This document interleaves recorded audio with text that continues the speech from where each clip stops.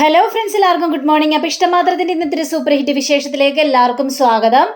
അങ്ങനെ നമ്മുടെ ഇഷിതയെ നോക്കിക്കൊണ്ടിരിക്കുകയാണ് ഡോക്ടർ. അപ്പോൾ ഡോക്ടർ ചോദിക്കുകയാണ്, ഇപ്പോൾ കുഴപ്പമൊന്നുമില്ല ഇഷിതയ്ക്ക് എന്ന് പറഞ്ഞപ്പോഴേക്കും ഇല്ല, സിസ്റ്ററെ ഇഷിതയെ നന്നായിട്ട് നോക്കിക്കൊള്ളണം കേട്ടോ എന്ന് പറഞ്ഞുകൊണ്ട് ഡോക്ടർ ഓരോ കാര്യങ്ങൾ അവിടെ ചെയ്യുകയാണ്.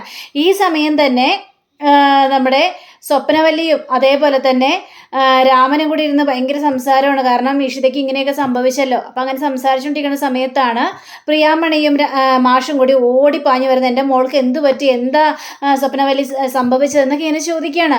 അത് പിന്നെ ഒന്നും പറയണ്ട, ഇന്നേ രചന വീട്ടിലേക്ക് കയറി വന്നു. രചന ഓരോ കാര്യങ്ങൾ സംസാരിക്കുന്നത് കേട്ട് കഴിഞ്ഞപ്പോഴേക്കും ഇഷിതയ്ക്ക് അത് സഹിക്കാനായിട്ട് പറ്റിയില്ല. ആ ഒരു പ്രഷറിലാണ് ഇഷിത തലറങ്ങി വീണത് എന്ന് പറയാം. ഇത് കേട്ട് കഴിഞ്ഞപ്പോഴേക്കും മാഷ് രചന എന്തിനിപ്പോൾ അങ്ങോട്ട് വന്നത്, അവൾ എന്തിനാ ഈ വീട് കയറി ഇറങ്ങി നിരങ്ങുന്നത്, എന്നിട്ട് മഹേഷ് എവിടെ എന്നൊക്കെ ചോദിക്കുമ്പോൾ മഹേഷിനെ വിവരം അറിയിച്ചിട്ടുണ്ട്. മഹേഷ് ഇപ്പം തന്നെ എത്തുമെന്നും ഇവർ പറയാം.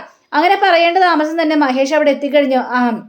അച്ഛാ, അമ്മ എന്തു പറ്റി, ഇഷിതയ്ക്ക് എന്താ സംഭവിച്ചേട്ടാ? ഞാൻ പറഞ്ഞാണല്ലോ ഫോണിൽ കൂടി കാര്യങ്ങളൊക്കെ.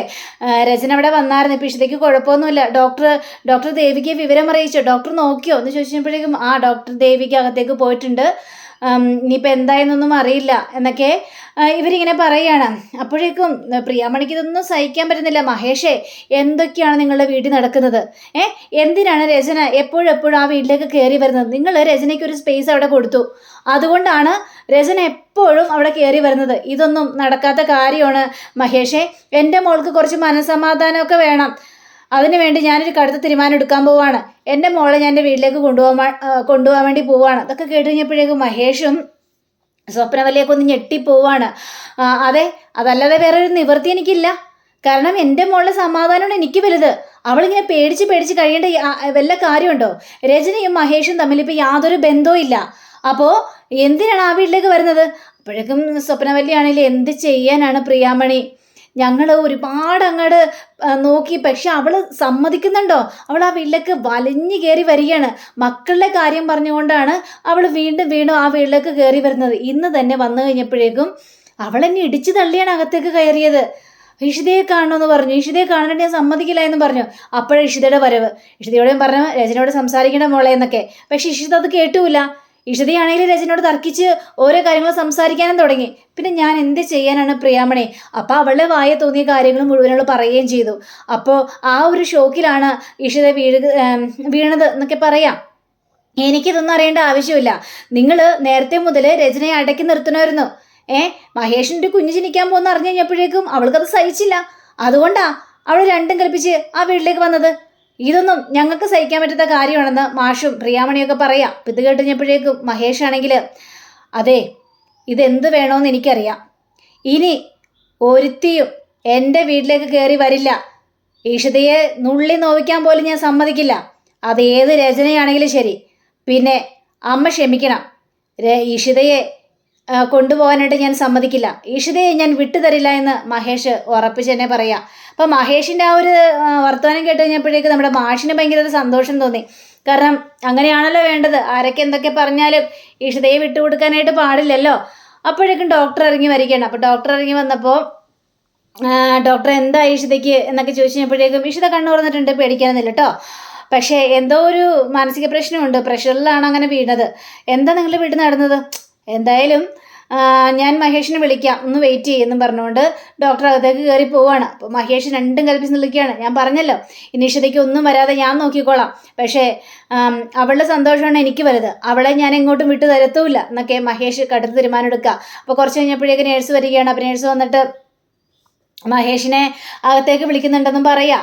അപ്പോൾ മഹേഷ് നേരെ അകത്തേക്ക് കയറി ചെല്ലുകയാണ്. അപ്പോൾ ഇഷിത നല്ല മയക്കത്തിലായിരുന്നു. അങ്ങനെ മഹേഷ് അടുത്ത് പോയിരുന്നിട്ട് ഇഷിത എന്ന് പറഞ്ഞിട്ട് വിളിക്കണം. മഹേഷ് എന്ന് പറഞ്ഞുകൊണ്ട് നമ്മുടെ ഇഷിതയും കണ്ണു തുറക്കുകയാണ്. എന്താടോ ഇത്? രചന വീട്ടിൽ വന്ന് അങ്ങനെ ഇങ്ങനെയൊക്കെ പറഞ്ഞെന്ന് വിചാരിച്ച് താൻ അങ്ങനെ അതൊക്കെ ഉൾക്കൊള്ളാനായിട്ട് പറ്റുമോ? അതൊന്നും നമുക്ക് അംഗീകരിക്കേണ്ട കാര്യമില്ല. അവൾ എന്ത് വേണമെങ്കിലും പറഞ്ഞിട്ട് പോയിക്കോട്ടെ, അതൊന്നും തന്നെ ബാധിക്കുന്ന പ്രശ്നമല്ലടോ. ഇപ്പം കഴിഞ്ഞപ്പോഴേക്കും മഹേഷേ, എനിക്കാകെ പേടി തോന്നുന്നു മഹേഷേ. എൻ്റെ കുഞ്ഞിനെ കുറിച്ച് ആലോചിച്ചും ചിപ്പിമോളെ കുറിച്ചൊക്കെ ആലോചിച്ചിട്ടാണ് എനിക്ക് സങ്കടം. എനിക്കതൊന്നും താങ്ങാൻ പോലും പറ്റാത്ത ഒരവസ്ഥയാണ്. എടോ, ചിപ്പിമോളെ കുറിച്ചിട്ട് പേടിക്കണ്ട. കാരണം കോടതി എനിക്ക് വിട്ടു തന്ന കുട്ടിയാണ് ചിപ്പി. അങ്ങനെ വിട്ടു തന്നിട്ടിരിക്കുമ്പോൾ രചനയ്ക്ക് അതിലൊരു അവകാശം സ്ഥാപിക്കാനായിട്ട് പറ്റില്ല. അവൾ എൻ്റെ മക്കളുടെ അമ്മ എന്ന സ്ഥിതിക്ക് മക്കളെ കാണിക്കാനുള്ളൊരു അവകാശമുണ്ട്, അത്രയേ ഉള്ളൂ. അല്ലാതെ എൻ്റെ അടുത്തുനിന്ന് അവൾക്ക് ചിപ്പിമുള തട്ടിപ്പറിച്ച് മേടിച്ചുകൊണ്ട് പോകാൻ പറ്റില്ല. ആ കാര്യത്തെക്കുറിച്ച് ഓർത്ത് പേടിക്കേണ്ട ആവശ്യവും ഇല്ല ഇഷിത എന്ന് പറയാ. അപ്പോൾ ഇഷിതയാണെങ്കിൽ മഹേഷേ, ഞാൻ മഹേഷിനോടൊരു കാര്യം പറയട്ടെ, മഹേഷ് അതെങ്കിലും എനിക്ക് സാധിച്ചു തരണം, താൻ പറ എന്താണ് തനിക്ക് തൻ്റെ ആഗ്രഹം എന്ന് ചോദിച്ചു കഴിഞ്ഞപ്പോഴേക്കും, മഹേഷേ നമുക്ക് ദൂരെ എവിടെയിട്ടെങ്കിലും പോയാലോ, എന്നിട്ട് ഡെലിവറിയൊക്കെ കഴിഞ്ഞിട്ട് തിരിച്ചു വരാം മഹേഷേ, പ്ലീസ് മഹേഷേ, എനിക്ക് പേടി എവിടെ നിൽക്കുന്നത്. ചിലരുടെ മുഖമൊക്കെ എൻ്റെ മനസ്സിലേക്ക് കടന്നുകൂടി വരികയാണ്. എന്നെ പേടിപ്പെടുത്തുന്ന ആ മുഖങ്ങളിൽ നിന്ന് ഒരു ഒളിച്ചോട്ടമായിട്ട് ഇതിനെ കണ്ടാൽ മതി മഹേഷേ, എനിക്കിവിടെ ഒട്ടും പിടിച്ചു നിൽക്കാനായിട്ട് കഴിയുന്നില്ല മഹേഷേ, അതുകൊണ്ടാണ് എന്നൊക്കെ കേട്ട് കഴിഞ്ഞപ്പോഴേക്കും നമുക്ക് ചിപ്പിമോളെയും കൊണ്ടുപോകാം എന്ന് രചന ഈ ഇഷിത ചോദിക്കുകയാണ്. തിട്ടഞ്ഞപ്പോഴേക്കും എടാ താൻ ഇത്ര സിമ്പിളായിരുന്നു, എടാ താൻ ആദ്യം സ്ട്രോങ് ആയിട്ട് നിന്നാൽ മതി, ഇവിടെ നിന്ന് ഒളിച്ചോടേണ്ട കാര്യമൊക്കെ ഇല്ല. പിന്നെ നമ്മൾ ഇവിടെ നിന്ന് ദൂര സ്ഥലത്ത് പോയാൽ ചിപ്പിമോളെയും കൊണ്ടുപോകണം, അവളെ കൊണ്ടുപോയില്ലെങ്കിൽ അവൾക്ക് സങ്കടമാകും, നമ്മളില്ലാതെ അവൾക്ക് ജീവിക്കാനും പറ്റില്ല, പിന്നെ അവളുടെ പഠിത്ത കാര്യമൊക്കെ എന്താവും, അതൊക്കെ താൻ ആലോചിക്കുന്നുണ്ടോ?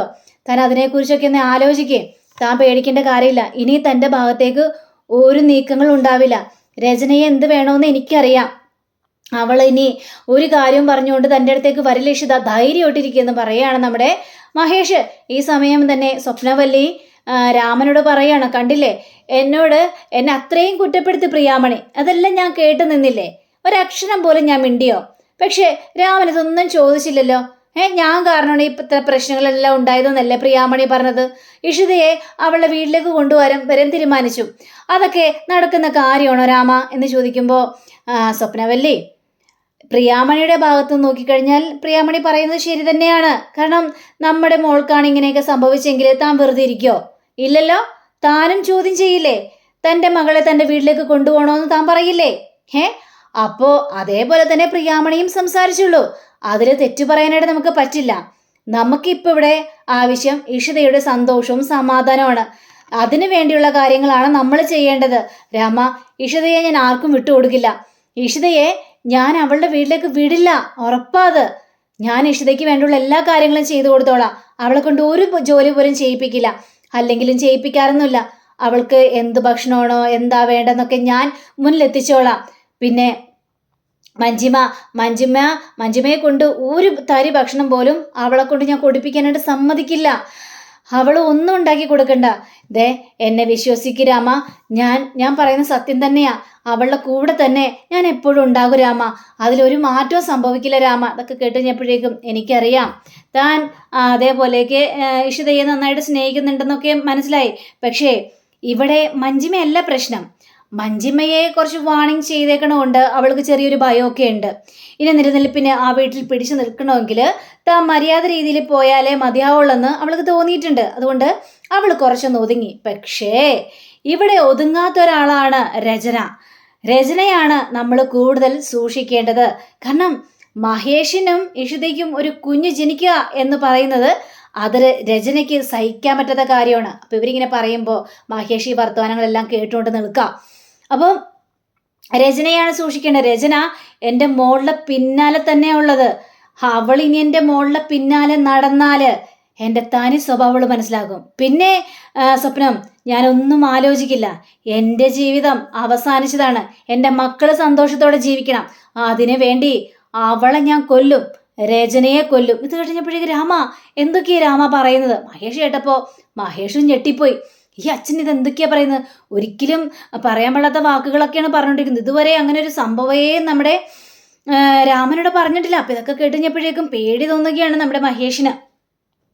അപ്പോൾ രാമൻ ഇങ്ങനെ സംസാരിക്കണം, അതേ സ്വപ്നം, ഞാൻ ചുമ്മാ പറഞ്ഞല്ല, കാര്യമായിട്ട് തന്നെ പറഞ്ഞാണ്, ഞാൻ അവളെ കൊല്ലും, അവളെ കൊന്നിട്ട് ഞാൻ ജയിലിൽ പോയി കിടക്കും.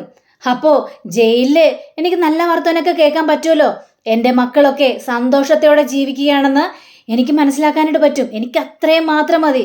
ഇവളെന്ന് പറഞ്ഞ ശല്യം പിന്നെ എൻ്റെ മകനെയും മകളെയൊന്നും ഉപദ്രവിക്കാനായിട്ട് വരില്ലല്ലോ, എനിക്ക് അത്രയും മാത്രം മതി സ്വപ്നം.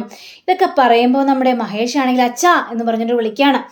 അപ്പോൾ അച്ഛ എന്തൊക്കെയാ അച്ഛ ഈ പറയുന്നത്? അതേടാ മോനെ മഹേഷേ, ഞാൻ ചുമ്മാ പറഞ്ഞല്ല, നിങ്ങളുടെ സന്തോഷമാണ് ഈ അച്ഛന് വലുത്, അതുകൊണ്ട് രജനിയെ കൊല്ലൂന്ന് പറഞ്ഞത് അതും വെറും വാക്കല്ല. എന്തിനച്ഛാ അവളെ പോലൊരു കീടത്തിനെ കൊന്നിട്ട് അച്ഛൻ എന്തിനാ ജയിലിൽ പോയി കിടക്കുന്നത്? ഇതെങ്ങനെ തീർക്കണമെന്ന് എനിക്കറിയാച്ചാ. അവൾ എത്ര കോടതിയിൽ പോയാലും അവളുടെ ആഗ്രഹമൊന്നും നടക്കാനായിട്ട് പോകുന്നില്ല. ഇനി ഈഷിതയ്ക്ക് നേരെ അവളൊരു നിഴല് പോലും വരില്ല അച്ഛാ. പക്ഷേ അച്ഛൻ ഞങ്ങളെ വിട്ട് പോകില്ല അച്ഛാ എന്നൊക്കെ ഇങ്ങനെ പറയാം. ഇപ്പോൾ ഇഷിതനോട് സംസാരിച്ചേ ഉള്ളൂ, നമുക്ക് എവിടെയെങ്കിലും മാറി നിന്നാലോ എന്ന്. എടാ പൊന്നും മക്കളെ, എടാ നിങ്ങൾ മാറി നിന്നാലേ എങ്ങനെയാടാ ശരിയാവുന്നത്? എടാ സ്നേഹിക്കുന്നവർ മാറി നിന്നാലേ അത് സഹിക്കാൻ പറ്റാത്ത വേദനയാടാ. അതുകൊണ്ട് നിങ്ങൾ ഞാൻ എങ്ങും വിടില്ല എന്നൊക്കെ പറഞ്ഞുകൊണ്ട് ഇവർ ഭയങ്കര സ്നേഹപ്രകടനം കെട്ടിപ്പിടിക്കലൊക്കെയാണ്. അങ്ങനെ വാ നമുക്കൊന്ന് ഒരുമിച്ചിരുന്ന് സംസാരിക്കണം എന്ന് പറഞ്ഞുകൊണ്ട് രാമൻ ഒരു ക്യാൻറ്റീനിൽ പോയിരുന്നിങ്ങനെ മഹേഷിനോട് സംസാരിക്കുകയാണ്. മഹേഷേ, ഇനി ഇഷിതയെ സന്തോഷിപ്പിക്കുന്ന കാര്യങ്ങൾ മാത്രം വേണം അവിടെ സംസാരിക്കാനും പ്രവർത്തിക്കാനും ഒക്കെ. നമുക്ക് ആദിയെ കൂട്ടിക്കൊണ്ട് വരണ്ടേ? ആദിയെ എങ്ങനെയെങ്കിലും രചനയുടെ കയ്യിൽ നിന്ന് പിടിച്ചുകൊണ്ട് വന്നു കഴിഞ്ഞാൽ കുറച്ച് അവൾ അടങ്ങും. പിന്നെ അവൾക്ക് ഒരു പിടിവള്ളി ഉണ്ടാകാനായിട്ട് പോകുന്നില്ല അച്ഛാ. അത് കൂടുതൽ ആപത്തുകളിലേക്ക് നയക്കുള്ളൂ. കാരണം ആദിയെ നമ്മൾ കൂട്ടിക്കൊണ്ട് വരാം, ആദി വരാനും സമ്മതമാകും. പക്ഷേ അവനിപ്പോൾ അമ്മയോടൊപ്പം പിടിച്ചു നിൽക്കുന്നതിൻ്റെ കാരണം അമ്മയ്ക്കൊരു തുണയില്ലല്ലോ എന്നൊക്കെ ആലോചിച്ച് മാത്രമാണ്. അങ്ങനെ ആദ്യമേ നമ്മൾ ബലമായിട്ട് പിടിച്ചുകൊണ്ട് വന്നാലും രചന വെറുതെ ഇരിക്കുമോ? രചന വെറുതെ ഇരിക്കില്ല. അപ്പോൾ അവൾക്ക് കാര്യങ്ങൾ കൂടുതൽ എളുപ്പമായി, അത് ഡേഞ്ചറിലേക്ക് പോകത്തുള്ളൂ. അതുകൊണ്ട് അത് വേണ്ട അച്ഛാ, തൽക്കാലം ഇങ്ങനെ പോട്ടെ മോനെ. അങ്ങനെയാണെങ്കിൽ നമുക്കിനി വിനോദിൻ്റെ കാര്യം കൂടി നോക്കണ്ടേ? പിന്നെ ഇഷിതയെ സന്തോഷിപ്പിക്കുന്ന കാര്യങ്ങൾ മാത്രമേ നമുക്ക് ചെയ്യാനായിട്ട് പറ്റുള്ളൂ. വിനോദിനെ പുറത്തിറക്കി സുചിത്രയും വിനോദുമായിട്ടുള്ള കല്യാണമൊക്കെ നടന്നു കഴിഞ്ഞിട്ടുണ്ടെങ്കിൽ ഇഷിതയ്ക്ക് അതിൽ പരം സന്തോഷമൊന്നും കിട്ടാനില്ല. അച്ഛൻ ആ പറഞ്ഞ കാര്യം ഓക്കെയാണ്. കാരണം സുചിത്ര ഇപ്പം ഇങ്ങനെ നിൽക്കുന്നതിൽ ഇഷിതയ്ക്ക് ഭയങ്കര സങ്കടമുണ്ട്. ഇഷിത അതിനോട് മിക്കപ്പോഴും പറയുകയും ചെയ്തു. അപ്പോൾ അതുകൊണ്ട് വിനോദിനെ എങ്ങനെയെങ്കിലും പുറത്തിറക്കാൻ നോക്കണം. ഞാനിനി അതിനെ പിന്നാലെ തന്നെ ആയിരിക്കും അച്ഛാ. ആ കാര്യത്തെക്കുറിച്ച് ഓർത്തൊന്നും ഇനി അച്ഛൻ ടെൻഷൻ അടിക്കേണ്ട ആവശ്യമില്ല. ഞാൻ വിനോദിനെ കാണാനായിട്ട് പോകുന്നുണ്ട്. അവൻ്റെ കാര്യങ്ങളെല്ലാം എനിക്ക് തിരക്കണം. ഇഷിതയെ സന്തോഷിപ്പിക്കാനുള്ള എല്ലാ വഴികളും ഞാൻ തുറക്കുക തന്നെ ചെയ്യും അച്ഛ എന്ന് പറയണം മോനെ. അതാണ് മോനെ ഏറ്റവും നല്ല കാര്യം. വിനോദിനെ എങ്ങനെയെങ്കിലും ജയിലിൽ നിന്ന് ഇറക്കണമെന്നും പറയാം. അപ്പോൾ നമ്മുടെ വിനോദിനെ കാണുകയാണ്. വിനോദ് ലോക്കപ്പിൻ്റെ ഉള്ളിൽ തന്നെയാണ്. വല്ലാത്തൊരു അവസ്ഥയിൽ ഇങ്ങനെ കിടക്കുക, പല കാര്യങ്ങളും ചിന്തിച്ചുകൊണ്ട്. അപ്പം അങ്ങനെയും കാണിച്ചുകൊണ്ടാണ് നമ്മുടെ ഇന്നത്തെ റിവ്യൂടെ അവസാനിച്ചിരിക്കുന്നത്. അടുത്ത റിവ്യൂവിനെ കാത്തിരിക്കുക. സബ്സ്ക്രൈബ് ചെയ്യുക. എല്ലാവർക്കും നല്ലൊരു ദിനം ആശംസിക്കുന്നത്. നമസ്കാരം. Thank you. See you. By.